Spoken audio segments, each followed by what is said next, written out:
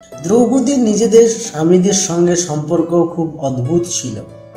মহাভারতে দ্রৌপদী একমাত্র এমন স্ত্রী যিনি 5 জন পুরুষকে স্বামী হিসেবে গ্রহণ করেছিলেন এবং প্রত্যেকের থেকে তার একজন করে পুত্র জন্মেছিল।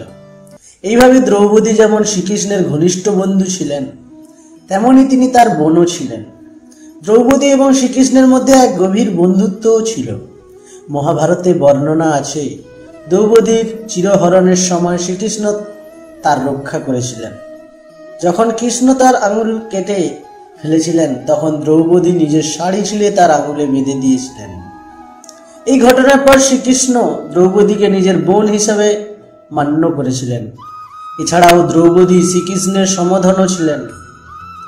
যদিও মহাভারতে এই কাহিনীর উল্লেখ নেই, কিন্তু অন্যান্য গ্রন্থে বলা হয়েছে মহাভারত যুদ্ধের পর যুধিষ্ঠির এবং দ্রৌপদীর কন্যা সুতানুর বিয়ে হয়েছিল শ্রীকৃষ্ণ ও সত্যভামার পুত্র ভানুর সাথে।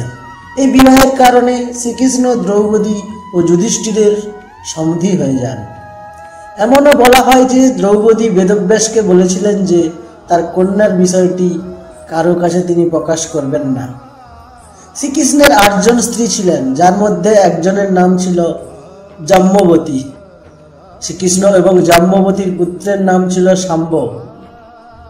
এই শাম্ব দুঃশাসন নয়, বরং দুর্যোধনের কন্যা লক্ষণাকে বিবাহ করেছিলেন।